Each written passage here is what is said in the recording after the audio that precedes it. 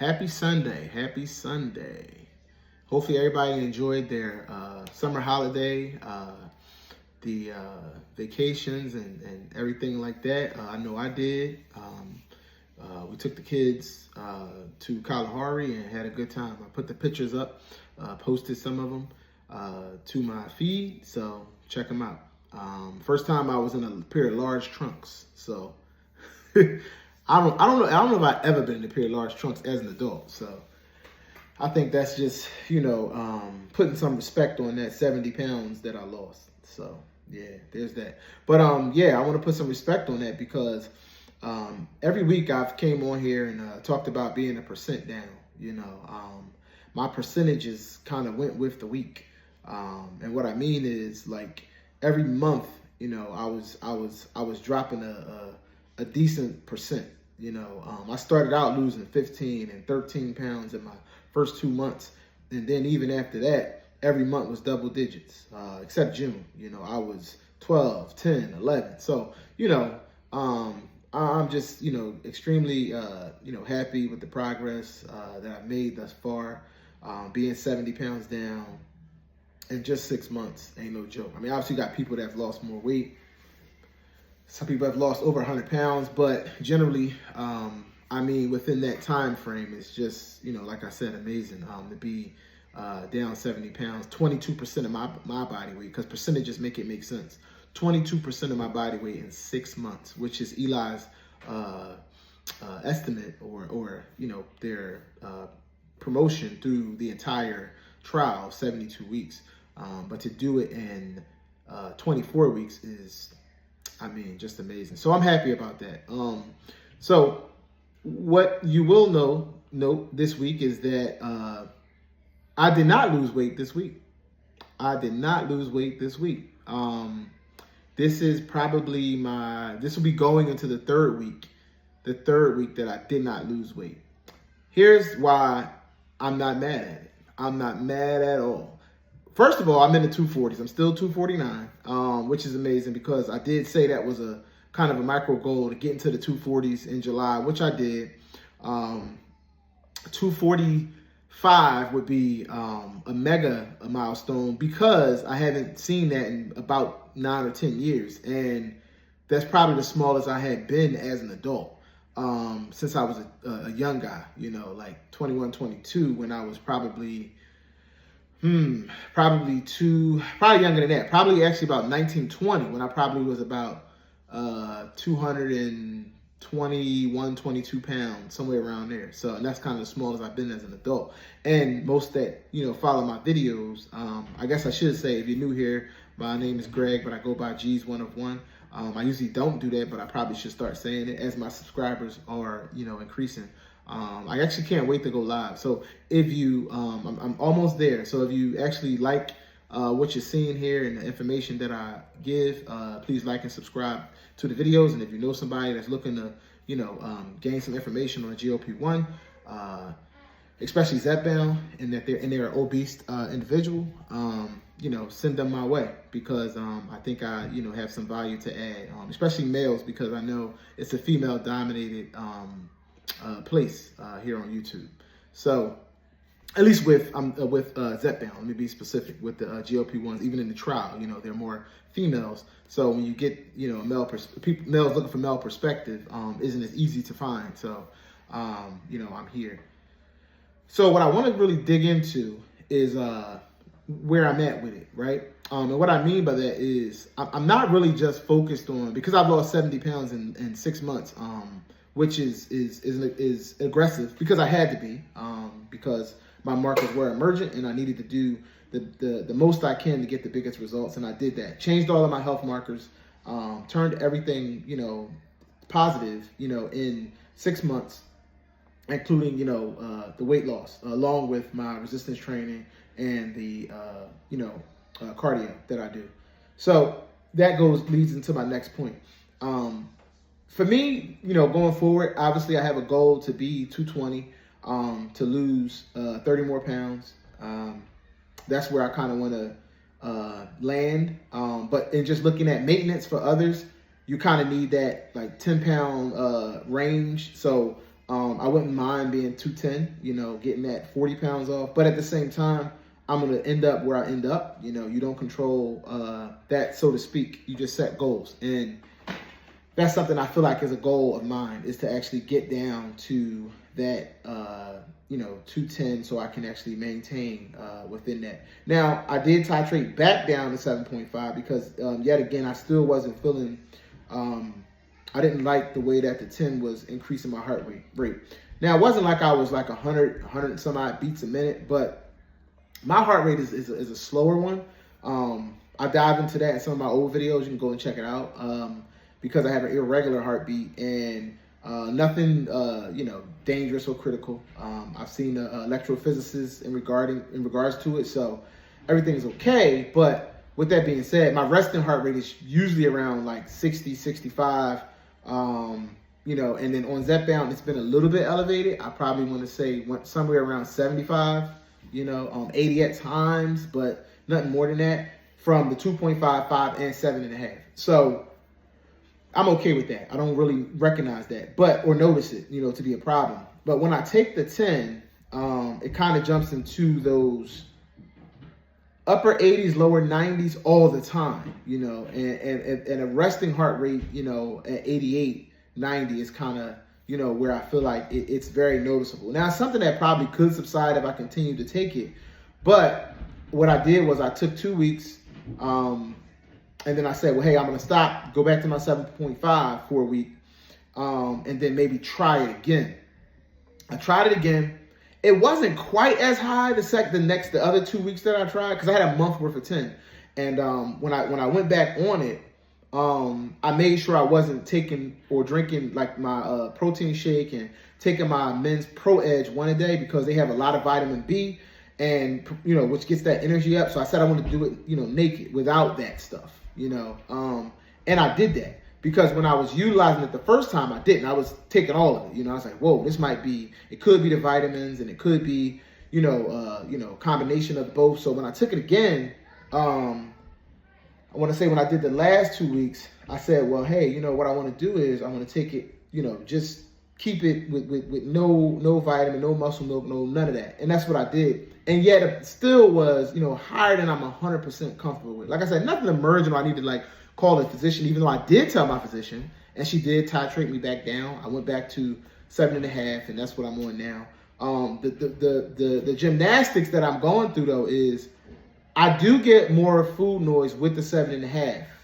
I do get more food noise, but I feel like it's something that ultimately at some point, whether you on the 10, 12, 15, as your receptors get used to those meds, at some point you're going to deal with food noise, right? So, I mean, as long as it doesn't get extremely loud, you know, I'm going to just try to go with the 7.5 and let things go from. As far as from an appetite, I still get appetite suppression. I still get that. But the food noise is definitely there, more so than it is on the 10. When I took the 10, lock all windows, doors, everything, because I'm telling you, it shut everything off. I mean, on that 10, I don't have no noise.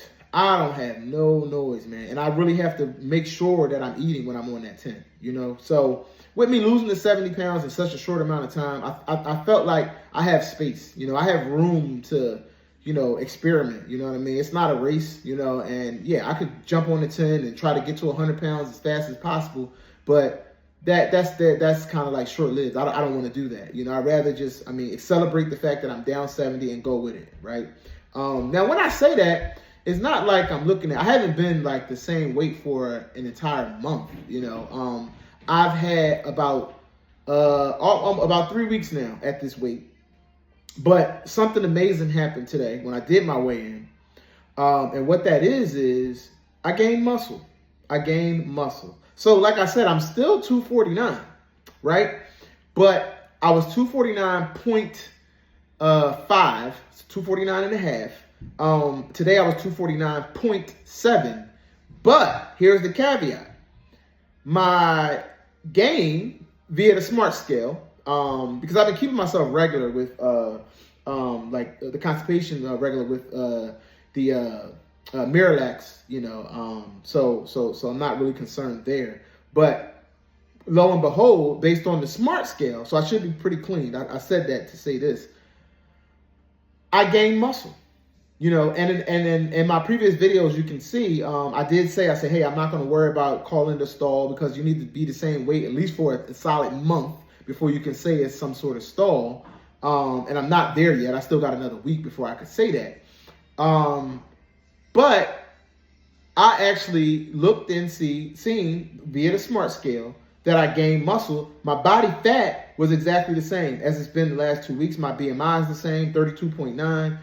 Body fat's around 33, but I gained muscle, and that for 6 straight months have pretty much dropped. Not alarming or anything like that, but it dropped. Now, obviously, I said before I wasn't really concerned about so much the muscle because I had a lot of fat to lose. When I started this process, I was probably at like a 39% body fat, right? 39%, which is crazy, and right now, being at a 33 is amazing. It's amazing. I mean, the thing is, when you're 320 pounds, basically which is where I started at, right? Which was the heaviest I ever been in my entire life. I've never been that heavy, and I think that, like a lot of people say over the pandemic, but that's kind of what it was. I ate more, DoorDash in a way, DoorDash got rich off my household, that's for sure. But, even though I was still active, I was out in the pandemic and things of that nature, but just ate a lot more food, wasn't really, looking at the weight like that. But being 320 is a place where when you start losing and you go on a journey to lose weight, I'm not really worrying about muscle building at that moment. You know what I mean? I felt like I had at least 6 months to just lose fat. And I did that. Now, obviously, muscle goes with that, right? And, if the math is correct, 70 pounds of my fat, I would say of the loss, I say 70 pounds of the loss, maybe 20 pounds may have been muscle, right? 50 pounds of it was probably fat. 50 pounds of it. So now to me, it's worth the trade-off, right? It's worth the trade-off. And I think if my memory serves me correct, I think that the muscle loss is probably somewhere around 26% in the trials, which is right in line, with that. So I just wasn't worrying about the percentage of muscle loss at the time over those 6 months. Now, when I say that, I'm not saying that I wasn't resistance training, because you know what? I was. I started my journey of resistance training. I literally started it that way. And I picked up more cardio along the way. And the reason why I wasn't doing a lot of cardio in the beginning is because of my osteoarthritis in my feet. Again, another video you can go back and check out. But I started out with, doing the cardio, And then the other thing with the strength training, I wasn't doing lifting heavy weights because I have like a neck, shoulder kind of like issue where if I lift heavy weights, kind of puts me out of commission, right? And then I don't want to be out of commission because, forget everything else. But without consistency, you got nothing. You're back at square one. So all of these measures that we take, this, that, and the third, it all takes consistency. Consistency is the key. You got to be able to keep doing what you're doing, taking your shot every week, making sure that you're eating the right way every week, every day, I should say, making sure that you are doing some sort of activity. Now, we all do know that, the exercising is really, really good for helping to maintain that weight, doing strength training to actually accelerate fat burning, right? We know that. But the absolute weight drop, the total weight drop comes from your nutrition, right? That's the number one key. 80-20, that rule will always be the same, right? So I say all that to say that my goal now is my focus, I want to say, my goal is still, the same. It's still to get that 100 pounds down, get down to 220, and then it's recomp, right? But I feel like recomp, it starts now. I did spend 6 months, just simply trying to get, lose fat. Now I want to gain muscle and recomp. Why? Because if I just base things on my body right now, on my form, even without a DEXA scan, I don't have a lot of fat on my legs. I mean, some in my thighs, like minimal, not a lot. My arms, my upper body. You know, my wife always said when she hugged me, I'm real, you know, kind of thin up there. You know, my face got a lot slimmer. So the weight that I have is what we call that spare tire. That's where all the weight is. The weight isn't anywhere else. I mean, anywhere else. So if I lose weight, that's where I want to lose it at. You know, that belly fat, those handles. And like I said, the inches have come down. I mean, if anybody knows anything about car rims, you know, where, you know, a lot of us had, you know, put 22s on a car at some point when we were, you know, really into like the chrome wheels and things like that. When I started this, that spare tire that I was carrying was 22s. You know, now I want to say, even though it's there, we down to 16s, which is probably like the little tires that you see on like little Corollas and things of that nature, the little small cars. So I got that little tire, you know what I mean? So my whole goal now is to kind of work on that. And the best way to do that is in my next point. There's strength training and then there's hypertrophy, right? Hypertrophy is what I'm interested in, right? Because like I told you, I can't lift really heavy weights, right? So I'll take it here, right?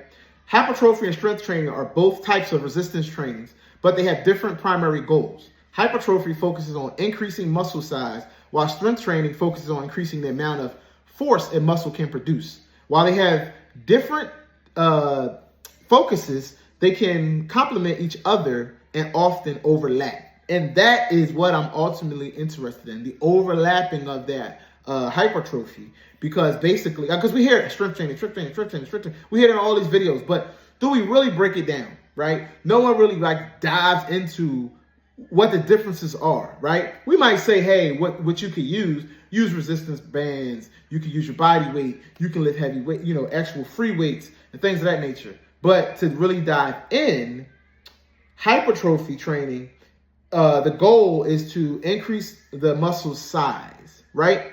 So what are the methods?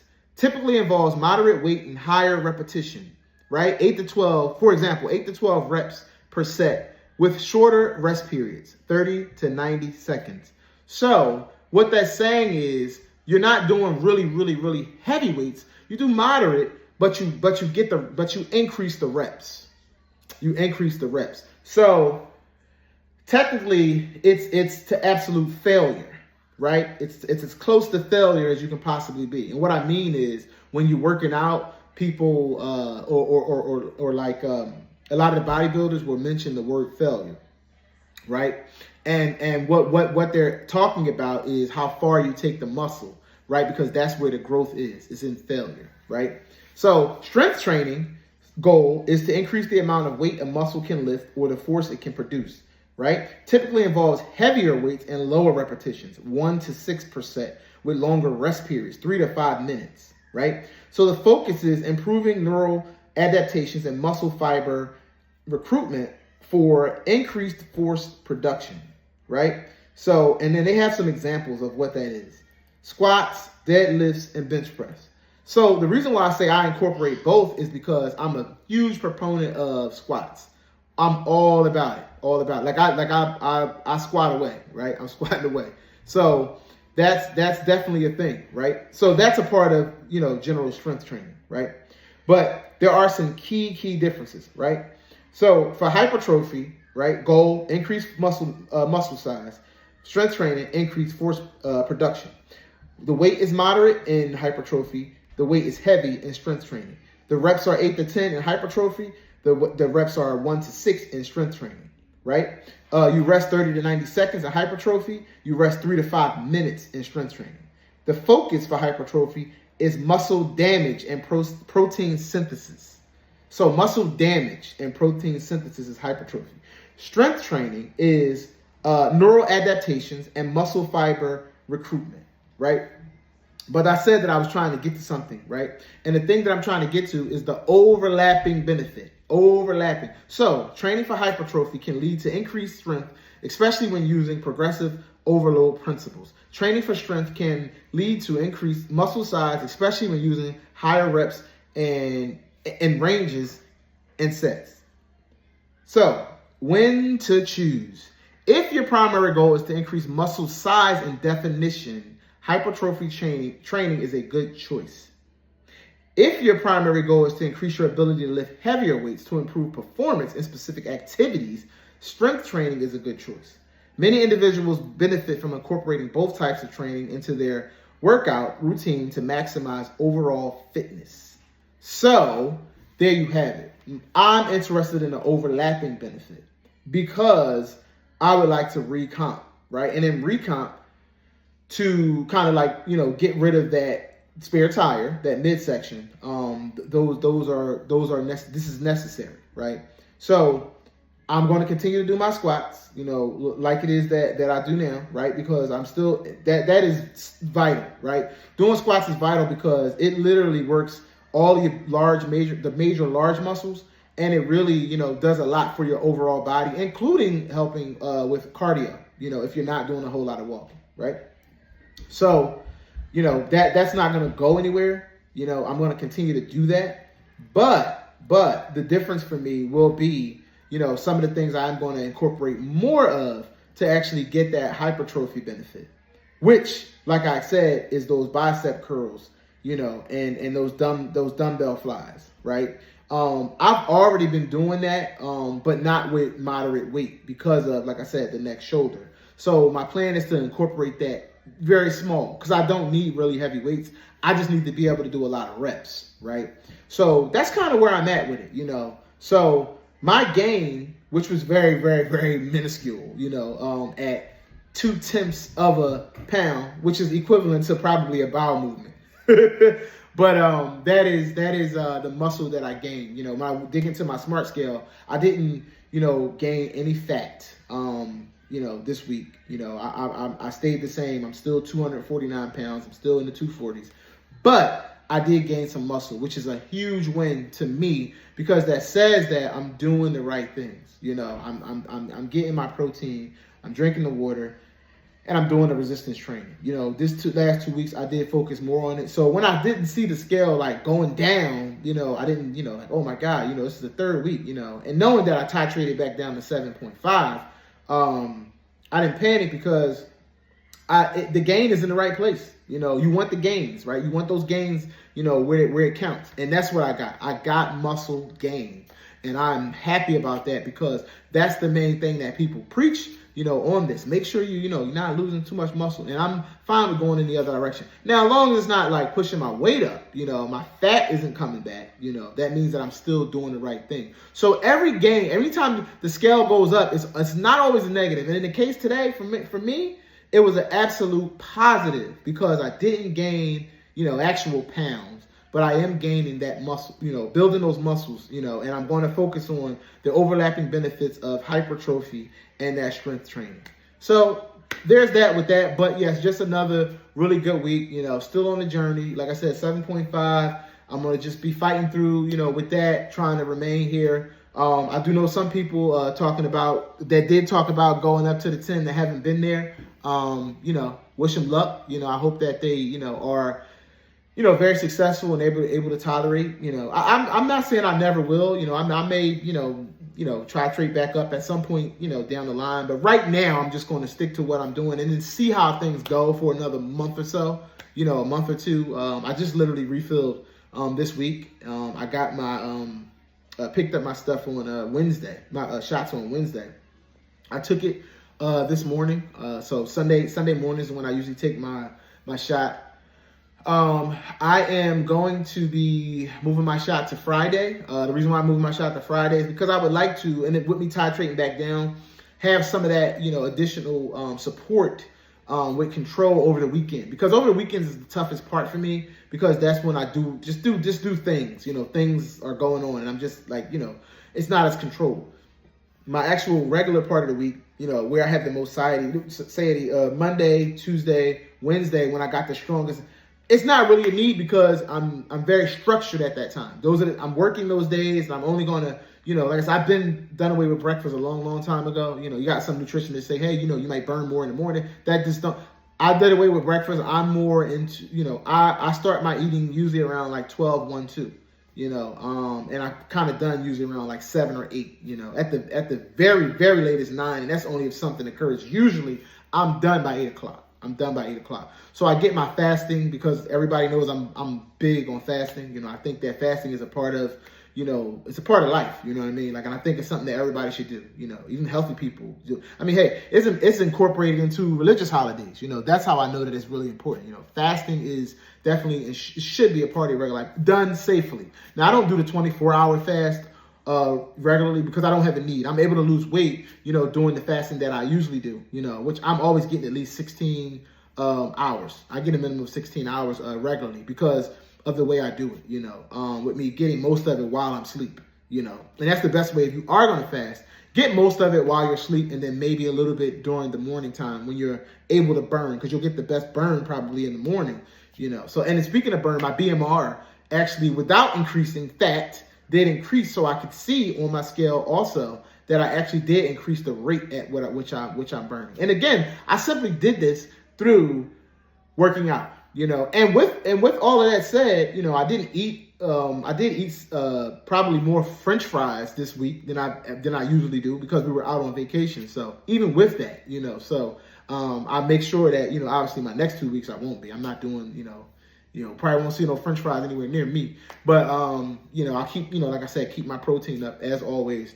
And just keep doing all the things. Just keep doing all the things. So I'm not going to, you know, make this, you know, ridiculously long video. I'm going to probably end it here. But I just wanted to do an update and let people know, you know, where the journey is and what my videos might, you know, sway to a little bit. You know, I don't want to, you know, bore people with, you know, I lost a pound, I lost percentage. Because once you get to a certain point, you know, you're not going. And I don't want to say that because some people are still at that point. You know what I mean? So it's not boring, you know what I mean, to them because they're still fighting for that. I'm still fighting for that. I'm just saying, like, it's not big. And I was one that was losing, like I said, 3 pounds, you know, averaging 3 pound loss. So, you know, I just won't have those big numbers to report most likely because it does get slower, you know, because I'm so far ahead, you know, I'm so far ahead. So, I mean, I still got, you know, over 40 weeks, you know, left on the journey in comparison to trials, you know, and me doing all the things and what it is that I do, you know, I'm you know, there's no certainties or guarantees in life, but with everything that I'm doing, I should, you know, continue to lose. You know, I definitely don't think, you know, I'm not stopping at 70 pounds just 6 months in, but I am going to be building, you know, working my best to try to recomp, you know, get rid of that spare tire, you know, the little one, because I got a small spare tire now, not a big one, you know, but, you know, and enjoy my non-scale victories, you know, like my clothing, you know, being smaller, you know, like, you know, especially, you know, being in a 38, 36, I probably could wear 36 pants. I mean, I got 38, you know, on right now. The belt that I have is probably a 38, you know, but I got it pulled, you know, kind of tight. And, you know, being in smaller shirts, you know, even my undershirts. I used to wear 3X undershirts, you know, and they actually were a little tighter at some point, but then even, you know, I started losing weight and they were kind of, you know, baggy and loose, but my undershirts now are extra large, you know, so those are the things that are really telling, you know. I wear extra large undershirt, like I just don't. I mean, I've always got, like, you know, the larger size underclothes, you know, for as long as I can remember, at least a 2X, always at least a 2X. So to be in the XL, man, these are just non-scale victories, and like I said, I like to give myself a pat on the back just for, you know, coming this far and losing this weight because it's not easy, you know. It's something that if you don't take the pen, you just don't know, you know. Every day these things are, you know, kind of like right there on the mind, and you know, you're kind of focusing, you know, through your day. While you're not thinking about, it's not food noise, right? Food noise is going, but you kind of replace it with a different stress, which is lifestyle, and just trying to make sure that, you know, you're continuing to maintain and lose and not go back the other way, because that's the thing we don't talk about. So my next video may be more about the mental side, you know, since I'm ending it here with the mental stuff, because I had a little bit of that too. Like I said, so it's definitely something that you definitely, you know, experience, you know what I mean, that no one else does, you know. And when you say it, people try to, you know, dramatize it. You know, if somebody says anything about mental, oh, you know, no, I'm not saying that, you know, I'm going crazy. No, but there are things that you notice that bother you differently than, you know, and that you actually are maybe not have been expressive about, you know, that does, you know, bother your day. You know what I mean? So that's kind of like what I mean, you know. So so there's that, you know, like I said. So shout out to all the obesity warriors. Everybody's still fighting a good fight. And like I said earlier, if you're new to my channel, my name is Greg. I go by G's One of One. I'm in, pretty much everybody's lives and what have you, and always supporting and holding those conversations and things of that nature. But if you like what you heard here, please like and subscribe to my channel. And at some point soon, hopefully we can get those lives going on. But like I like to end all of my videos, we're in it together. Later. Obesity warriors, stand up.